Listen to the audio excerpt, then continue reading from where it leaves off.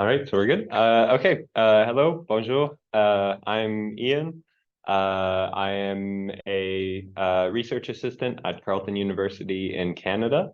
Today, we're going to be talking about a very niche but interesting and potentially in the future, maybe the far future, but potentially important topic for quantum computing and quantum AI.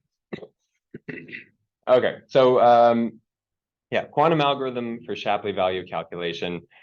We're going to be looking at some explainable AI. So to start, we'll go through a bit of motivation. We'll talk a bit about what AI and explainability is, and we'll go through an example. And we'll follow that up by talking about our algorithm for quantum algorithm for finding the Shapley values of other quantum algorithms and cooperative games. And this will make more sense as we go. So yeah, let's start with some motivation. AI and explainability. Much of the research over the past few years into AI and machine learning have been into black box models. Think neural networks, transformer architectures, all of those kinds of things. We're working in 1,000, 10,000, even trillion dimensional nonlinear space. You can't look at that and understand what's going on as a human or anything else, really. So these models are very difficult to understand. But these models are also making very important decisions. They're detecting if we have cancer. They are doing predictive policing. They are figuring out the supply chain. They're doing all sorts of really important things that we want to understand at the very least. So there's been a wave of research into explainable AI. In particular, for our case, we're going to be talking about post hoc explanations, which is where you take a black box model, I think you can see here, that you don't understand, and you have various techniques to try and open it up and understand it a bit, get some explanations that a human can comprehend. So explainable AI is really essential for two reasons. First is efficacy, second, ethics. I'm going to leave ethics as an exercise to the listener, but for efficacy, there's one very good example. Just a very simple example. This one is pretty harmless, but you can kind of see how it extends. There was a classifier. It decided whether or not an image contained a wolf or a husky. And it had about a 90% accuracy, or a bit higher, maybe 95%. It was very good, or it seemed that way, until researchers went in and used some explainability techniques to find that the AI was not focusing on the facial structure of the animals. It wasn't focusing on the size, maybe the fur patterns. No, it was looking in the background to see if there was snow.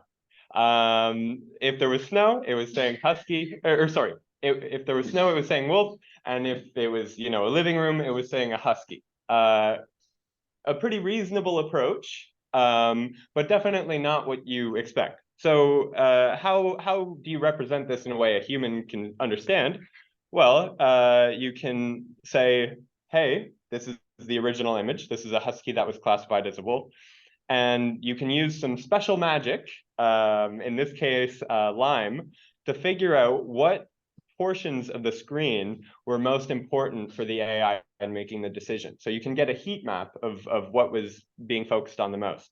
And what you see is snow or fur that looks a lot like snow. And this is just a perfect example of why we can't just trust AI if it has high accuracy. We need various metrics to decide whether or not it's making decisions in a proper way. Again, imagine if this is detecting a tumor or something, and it decides you don't have a tumor because the shade on your X-ray, or the color of your X-ray was green instead of brown or something like that. You don't want that. So we need some strategies to try and figure that out. One of those strategies, and in my opinion, one of the best, for specifically coming up with heat maps, at least telling you which inputs are most important in the model's decision, are Shapley values. The problem, and we'll see these, is the direct calculation of Shapley values in general takes exponential calculation or exponential time. And Monte Carlo methods are available, but there's some improvements to be made. In the quantum context, these challenges are even worse because you can't exactly measure the end state, or you can't find the end state without measuring it many times. Measurements in quantum mechanics are destructive, so you only get a small amount of information from every measurement. And so just knowing the end state of your algorithm, if you're running a quantum algorithm, say, this is far future, but if you're doing some sort of image classification task with a quantum algorithm, if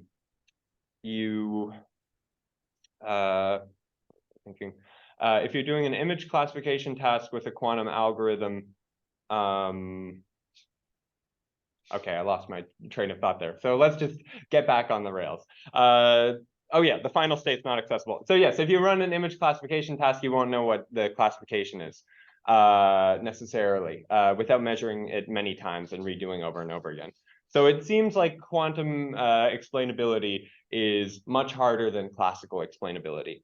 But as we'll see, using some very sneaky tricks, we can actually get some improvements in the quantum context. Sorry for that hiccup earlier. Okay, so back on track. Quantum algorithms for Shapley value estimation. So let's start by first describing a simple game. Let's pretend 3 friends are deciding whether or not they want to get Chinese food. Alice just got a promotion, so she's getting 3 votes. Bob got a good mark on an assignment, so they're saying Bob gets 2 votes, and nobody likes Charles, so Charles gets 1 vote. If the vote reaches or exceeds a threshold of 4, the vote passes, and otherwise it fails, and no one gets Chinese food. So it's pretty high stakes here. So let's make this a bit more mathematically formal. So we have a set of players, 0, 1, 2, 0 for Alice, 1 for Bob, and 2 for Charles. And we look at subsets, which we'll call coalitions. And we can give each coalition a value with a value function here. So this value function just takes your set or your coalition. It sums up the weights or the votes of each player, and then it sees if it reaches or exceeds Q. If it does, then the vote passes and you get a 1. Otherwise, it fails and you get an output of 0. And we can see here the individual values. So the value of no players voting, of course, 0. If everyone votes together, they have 6 votes, and the vote passes. So we see that hopefully all makes sense so far. But a little problem emerges when you look a bit closer. So you might ask yourself a very natural question. Who has the most voting power in this situation? Okay, well, Alice does. Well, who has the second most? It looks like Bob is more powerful in this situation and has more sway than Charles. However, if you look through each of the individual situations, you find that's not quite true. So if Alice doesn't vote, no matter what Bob and Charles do, nothing happens. You need 4 votes, and in total, they only have 3 votes. If Alice does vote, it doesn't matter if it's Bob or Charles who works with Alice. Either one is totally fine because you'll reach that 4-vote threshold. So even though Bob has more votes than Charles, Bob has no more power in this situation. And that poses a little problem. How could we rank these players effectively? How could we know which are more powerful than the others? And this was a problem for a while, but then came along Shapley, and he came up with a way to rank this that's very axiomatic and nice. And in large part because of this value that he found, he won the Nobel Prize in economics, I believe. So let's define player i's Shapley value, phi I, like this. And what does this mean? It looks a little intimidating, but it's actually not that scary. So first we look at f minus I. So if we're looking for Alice's Shapley value, that means we're looking at all of the coalitions that don't include Alice.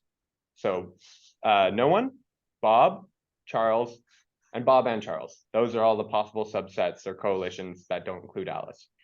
And we look over each of those subsets. We take the weighted average, so that's all this gamma function here represents. And then we look at what is the value with Alice versus without. Or another way of phrasing this is how much does Alice increase the value of this coalition? And so it turns out that this is a very lovely value with many great properties. And one of them is it gives us kind of what we expect. So Alice is the strongest in this situation. And then Bob and Charles end up having the same Shapley values. And a lot of other really nice properties are followed in this case. And we might talk about this a bit more later, but this can be reformulated to represent really good values in explainable AI as well. Okay, so we have a big problem though. We're looking at all of the possible coalitions or all of the possible subsets. So we have a power set involved. We have to look through an exponential number of different coalitions. This is terrible. In fact, even for a simple game like weighted voting games, this turns out to be NP hard. This is, you can reformulate the problem to be equivalent to the subset sum problem.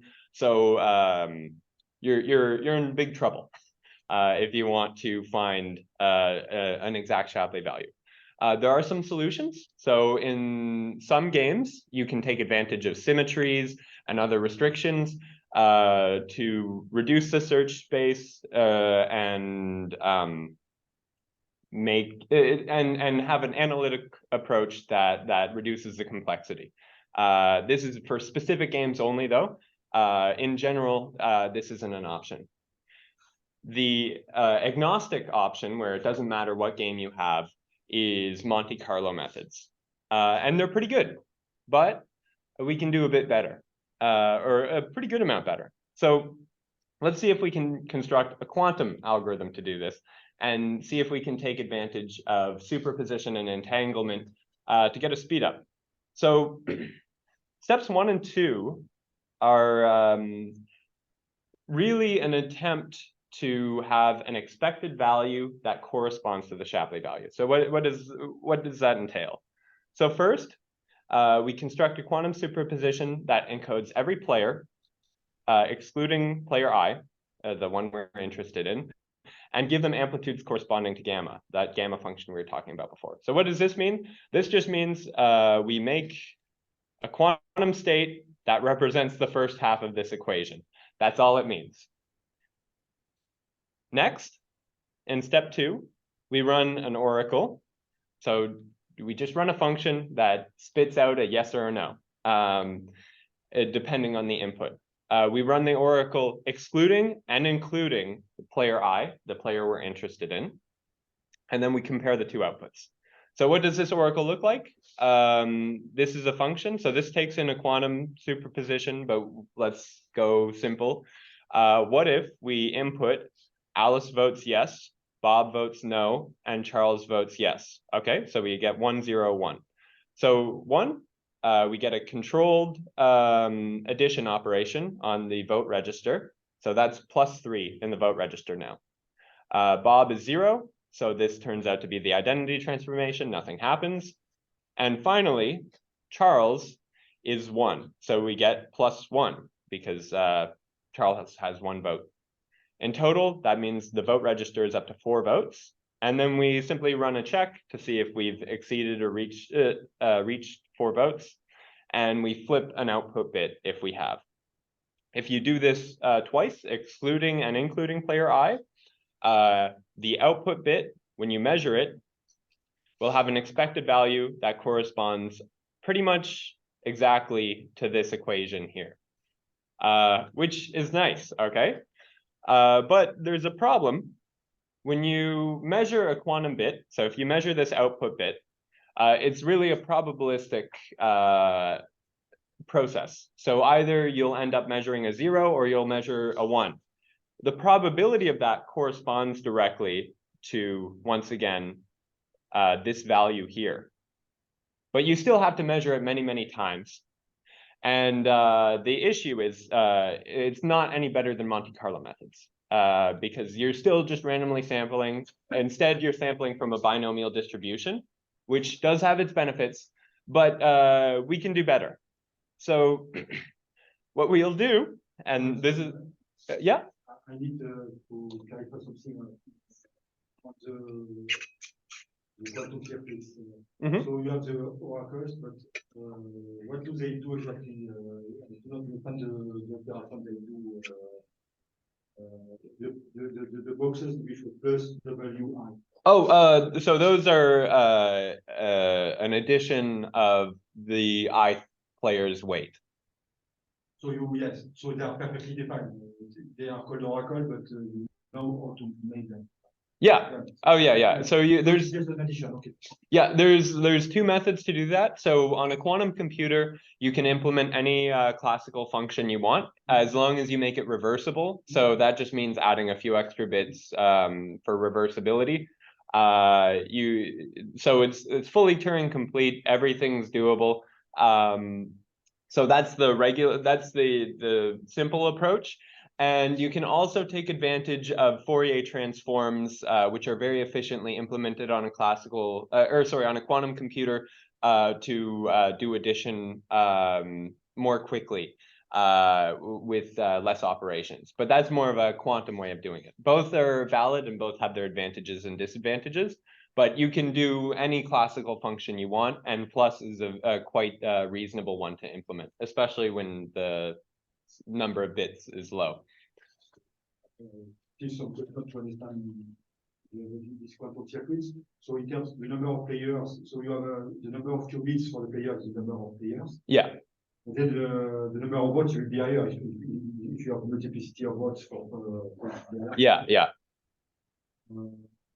In your explanation, you said that you set the value at 0 or 1, but for me, the advantage of the quantum computing is to price them all together. Yes. What you will do, yes. So in actuality, you construct this superposition here. Yeah. So the first half of this equation, you create a superposition of all of the possible coalitions. So what kind of position will you use? Is it the Adama gate? No. So we will get into that in the next step. But that's the main contribution of this work, is building up this distribution efficiently, but because it takes advantage of some very subtle and sneaky math tricks. Yeah.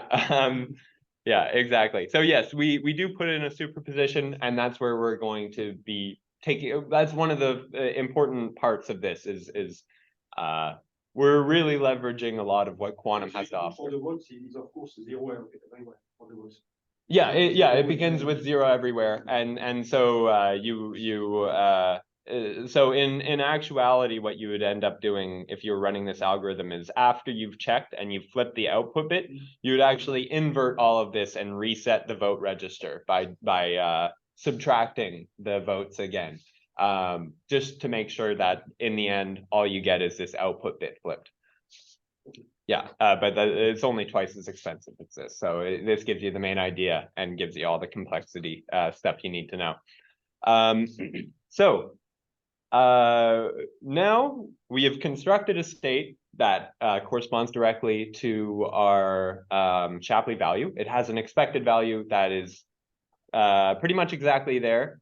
Why do you say pretty much? Because step one is an approximation, but it's an approximation that very quickly converges. And in future work, I'll be showing an upper bound for error on that.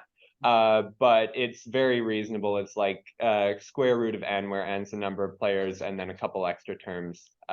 So it grows slowly. And assuming your oracle is even slightly complex, which it will be, because otherwise you wouldn't be analyzing it, that disappears in the order notation, and you know, maybe it'll like be slightly more complex. But that's why it's very close to, or it's arbitrarily close, and quickly arbitrarily close. So yeah, now we've created something that corresponds, our expected value corresponds directly to our desired value. We want to extract this now. To extract this, the naive method is to just measure the output bit over and over and over again. You measure it, let's say, 100,000 times, and if you end up measuring 66,000 ones and then the rest are zeros, you'd say that, oh, it looks like the Shapley value was 66,000 over 100,000, which would be 0.66. Something along those lines. The issue is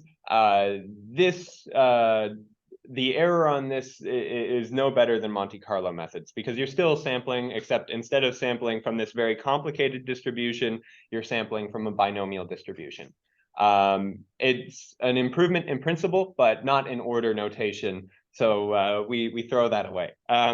So we can do better. So I'm about to throw a good amount of quantum jargon. The main idea is we're going to take advantage of the fact that we're working with complex amplitudes instead of just basic probabilities. But for the quantum people in the room, I'll say what this is. So we're using quantum speedup of Monte Carlo methods, which pretty much makes you rephrase the problem as an amplitude amplification problem, and then you run phase estimation to get out the eigenvalues of that amplitude amplification to see how quickly you're rotating. And in the end, you can extract the Shapley value from that without much trouble. So now we are back to normal land, and I'll just say what the complexity is. So instead of being epsilon to the -2, so say you want an error of epsilon, for Monte Carlo methods for this kind of problem, you'd need 1 over epsilon squared measurements. So say you want to get twice as precise, you have to do 4 times more work. In this case, to get twice as precise, we only have to do twice as much work. So this scales quite nicely, and you have to run your quantum algorithm many fewer times to extract this value. Okay, so that's the overview, and we'll get more into the specifics now. So to construct step 1, this is going to get back into some quantum jargon, and then we will return to the land of things making sense again. So we start by preparing this state where WLK just represents some values, which I will explain shortly. We prepare this. We run this quantum circuit, which ends up giving us a whole bunch of binomial distributions with different probabilities. And then we trace out the partition register. So what does this actually mean? We're taking advantage of some sneaky tricks. So in one of our articles, we'll have a QR code for it at the end. We show this relationship. So these are the weights of the Shapley value weighted average, gamma and m. And it corresponds directly to this slightly modified beta function, which is a big surprise, honestly, to me, or it was. It makes sense when you take into consideration the factorials and everything involved. But all you have to know is these two things are exactly equal. And what's really nice about this function, this part on the inside here, the x to the m, 1 minus x to the n minus m, is this is a binomial distribution, right? Minus the combinatorial part, but that ends up not mattering because this is non-commutative stuff. So in the end, what we can do is just sample this at various points and give the appropriate weight to each one in the distribution. And that gives us a Riemann sum approximation of this integral here. And that's what we're doing in step one. This is the major contribution of the paper is, hey, we have a sneaky way to build up this distribution, and it converges very quickly compared to function agnostic methods. So, yeah. Can you go back to the previous slide? Yeah, sure. So here you have L column. I think it's one. Well, you go from no, you go from 0 to 2 to the power L minus 1. Yeah. So, but this to do that, you just need L qubits. Qubits, yes. Mm-hmm. And what is the range of L? So L can be small. So L is So it is, yeah. if I understand well, it is what the parameter that which you approximate your function. Yes, yeah. So L is going to be the number of, or 2 to the L is the number of rectangles you have. L, we show in the paper that we'll be showing at the end. Experimentally, L is log of n. Yeah. The rigorous upper bound that we're showing soon, or sorry, the very conservative experimental values, if you just fudge the numbers so that they're all against you, is a log of n, where n is the number of players. In reality, the upper bound we're going to show is that it's more log of square root of n, with two other factors that are less important. And so it actually grows at a very reasonable rate. To prepare this state, you can prepare arbitrary quantum states in 2 to the n time, where n is the number of qubits. So we end up with n time to prepare this state, roughly. And we'll be able to improve that later on with some approximations, but for now, this is good enough. It disappears in the order notation very, very easily, as long as you have a slightly complex function. The only question I have, in fact, question to myself also, in terms of feasibility. So you have a rotation of something that is pi divided by 2 to the power of something. Mm-hmm. So if the something is too high, then it is difficult to get to get the right angle of rotation, because it's the states are too close, and it's too, the quantum computers are too noisy to be able to do that. Yeah. So how do you manage that? So this is definitely longer term pie in the sky mathy type of thing. But if this is anything like, if this ends up working anything like the approximate method for amplitude estimation, where you use an approximate quantum Fourier transform, it shouldn't be too bad on the calculation to ignore some of the later terms. So this is what I had in mind. If you look at the short algorithms, there is also this Fourier transform, but you do not need to do it at this at the precision of 2 to the power n. You can cut the things and it works well. Yeah, exactly. So something similar here? I suspect, but I have not done much simulation with noise, because we're still at the very mathematical stage and not the practical. If I may, that's also true. I mean, if you take only something very simple like addition of two numbers, and you do like the two versions that Iain was mentioning before, you can improve with the Fourier transformation. Simulations, if you go to, for example, to the IBM experimental testbed with the simulation, it works very well. Then as soon as you're moving to the real computers, noise is the problem. But it's doable. And you're thinking only about the addition of the numbers. Only addition. So Short is going to be a monster compared to this, and this is in between. Maybe we will go in details after.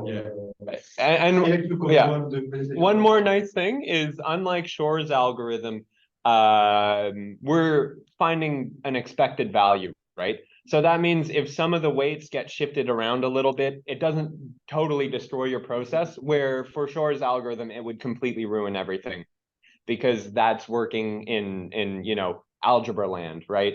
We're closer to, the regular world, where being 0.001 off in some cases doesn't make a big difference.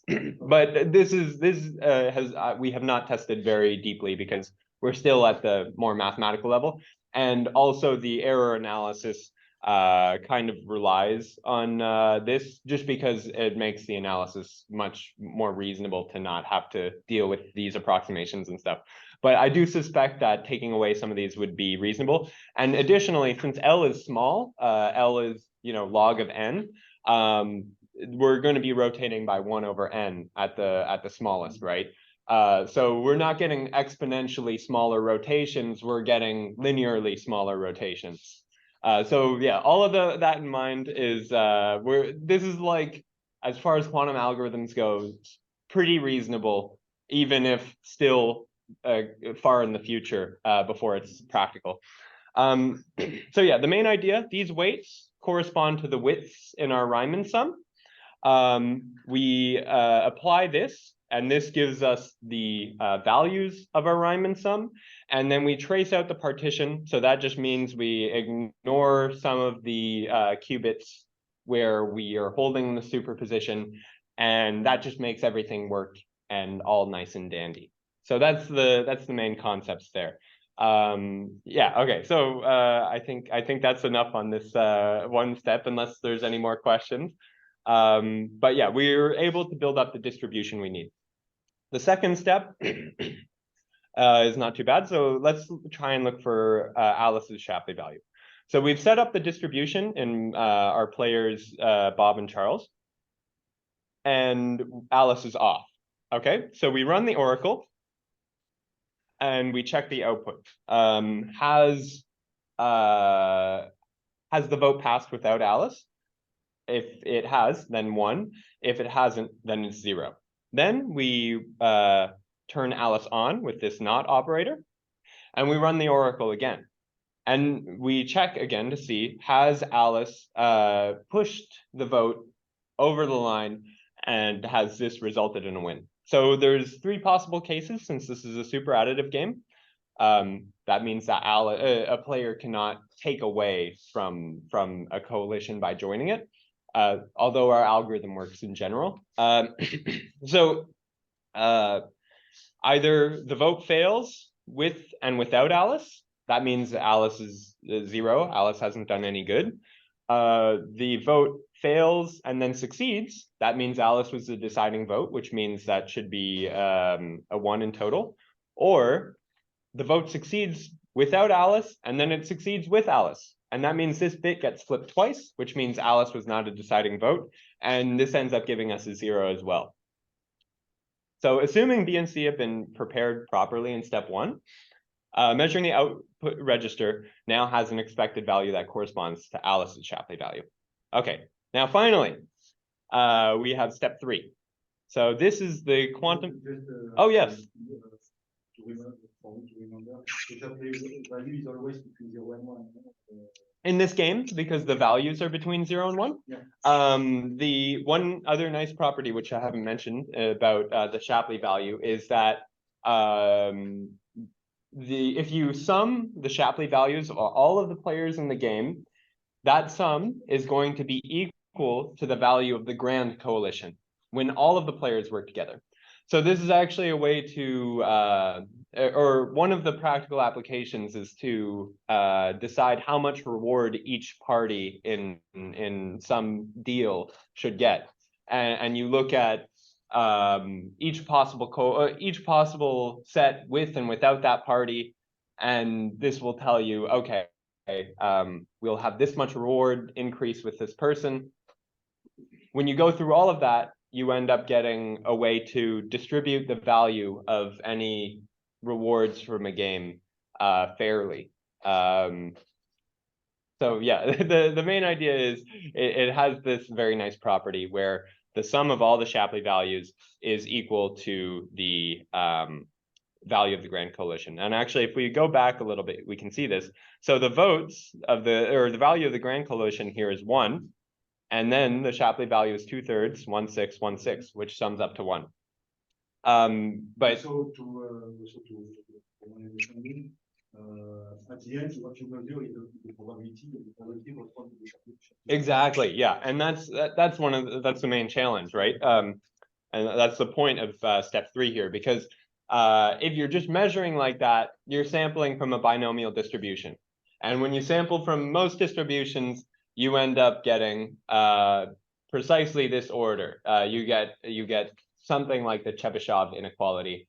And if we just move over here to the land where things look a little bit easier, K is the number of times you sample a function that you're interested in. Sigma is the standard deviation of that function, and epsilon is the error that you want.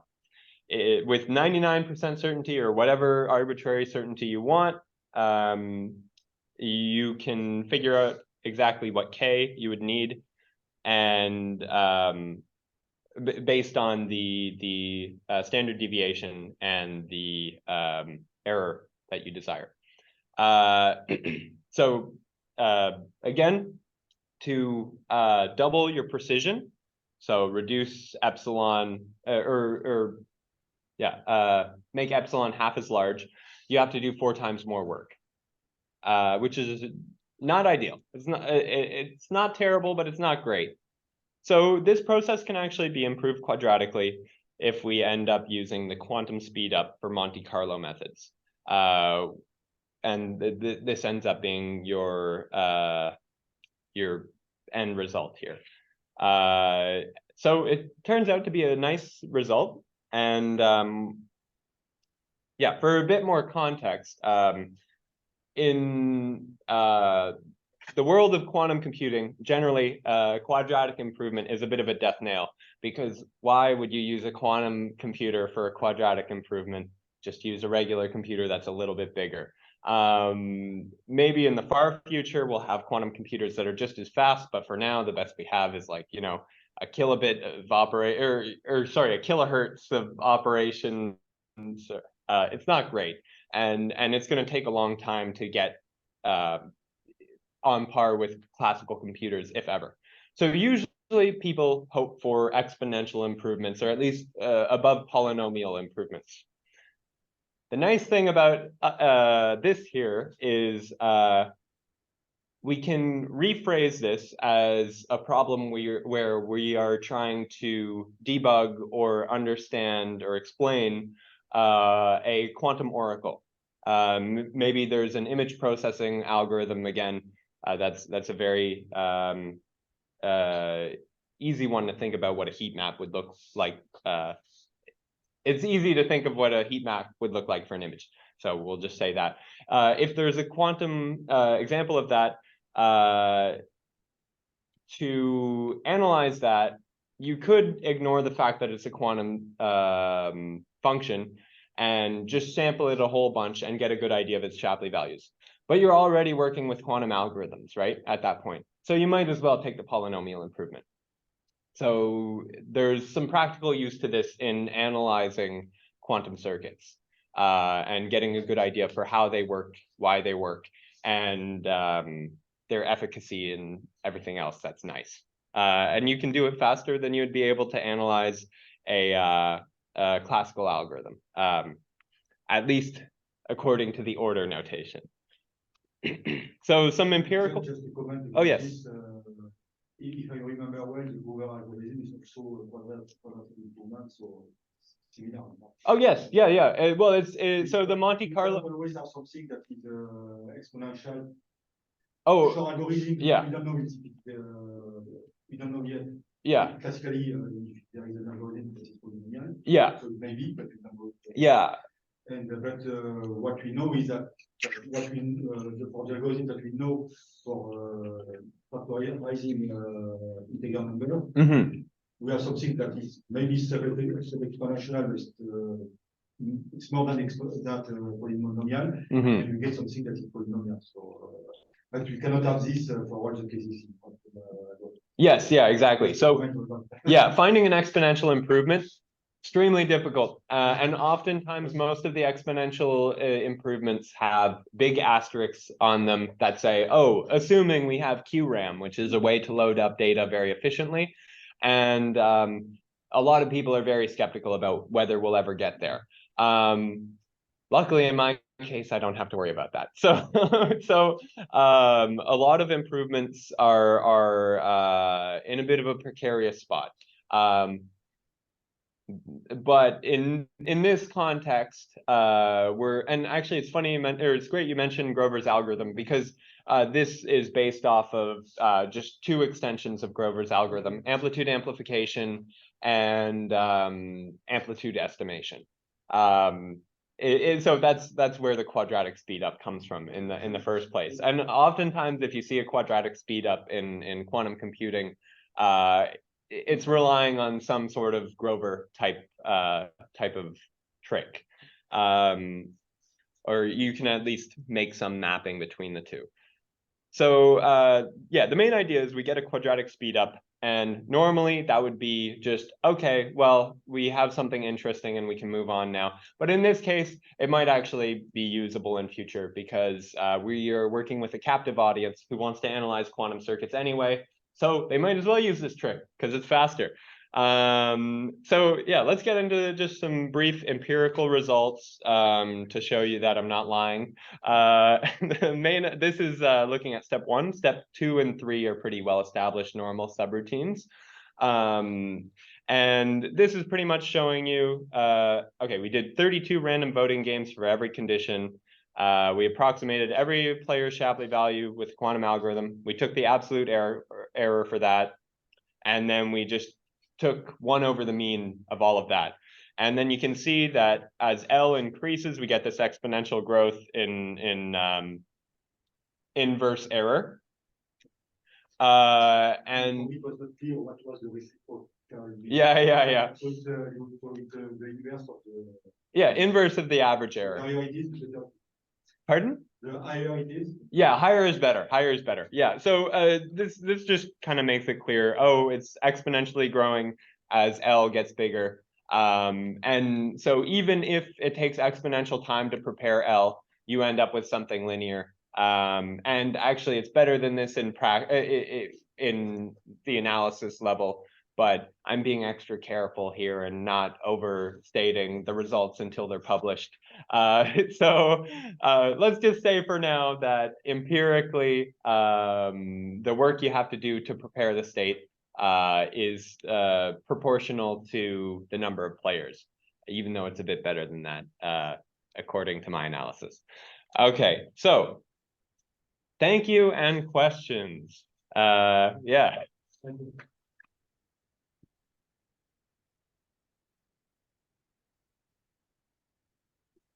Any question in the room? Even if you're not very familiar with quantum computing or whatever, I'm fine with answering questions like that. Most of the people I talk to don't know it too well, so I'm happy to answer any kind of question. I can make a comment. We have QR codes here, and the middle one will take you to a GitHub page where we have code.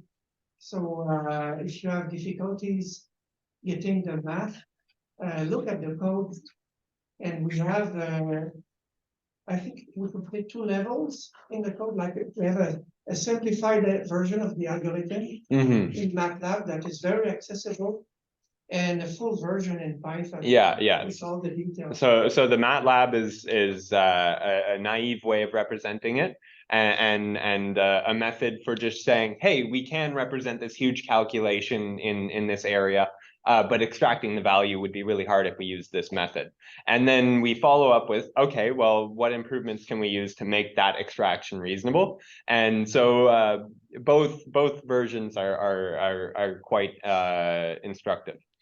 You see the state preparation part is kind of easy. If you still have doubts about the state preparation, we have in both Python and MATLAB, you will see exactly how this state preparation is conducted. Or the state preparation is fairly different in the two, but yeah. So you can in principle do it in many ways, and then some ways are very, very efficient, some ways are less so, but it's doable no matter what.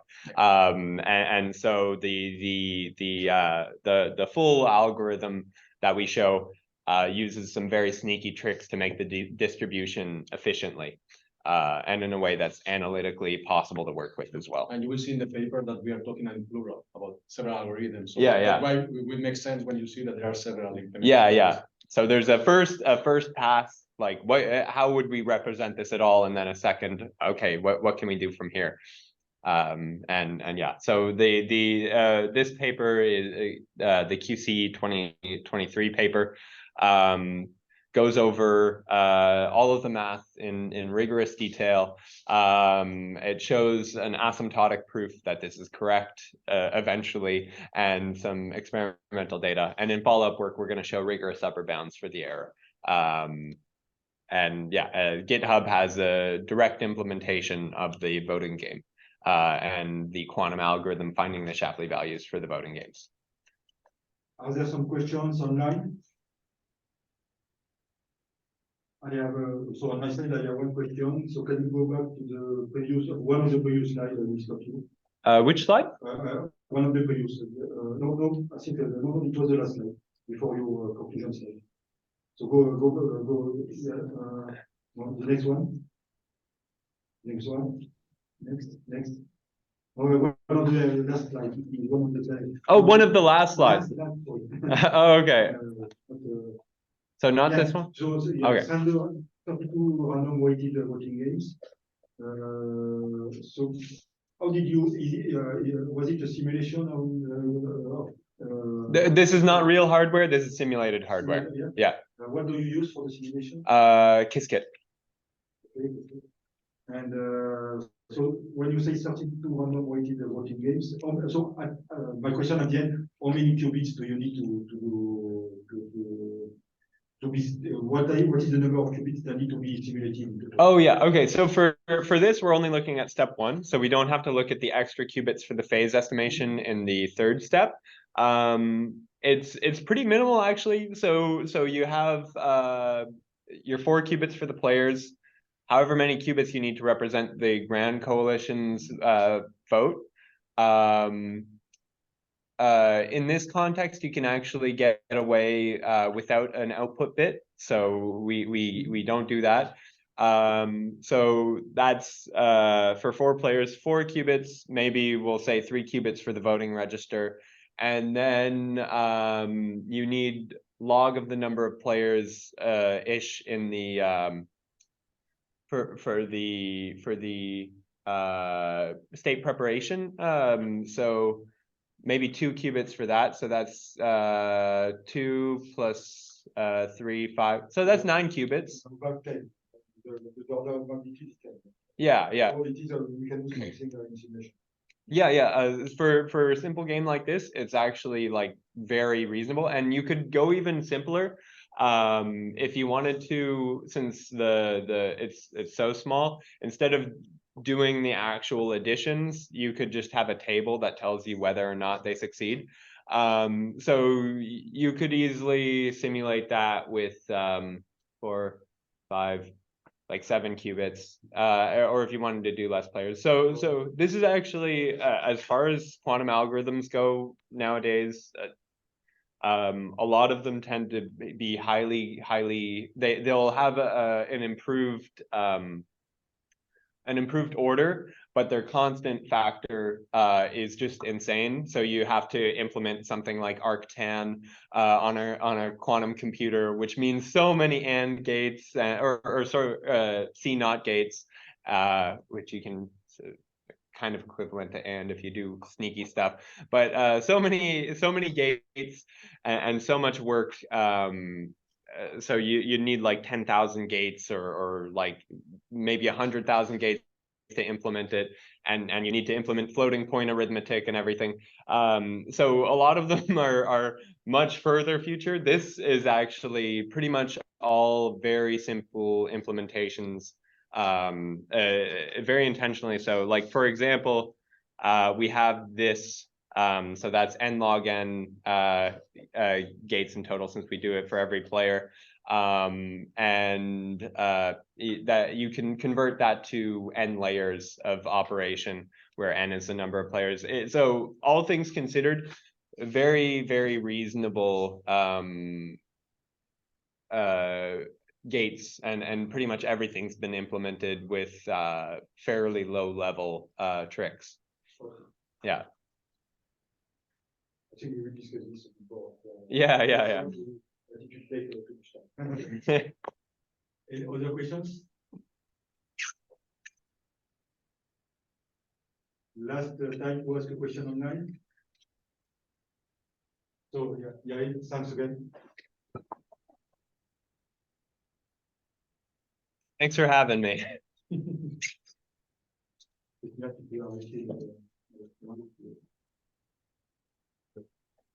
you very much. Thanks.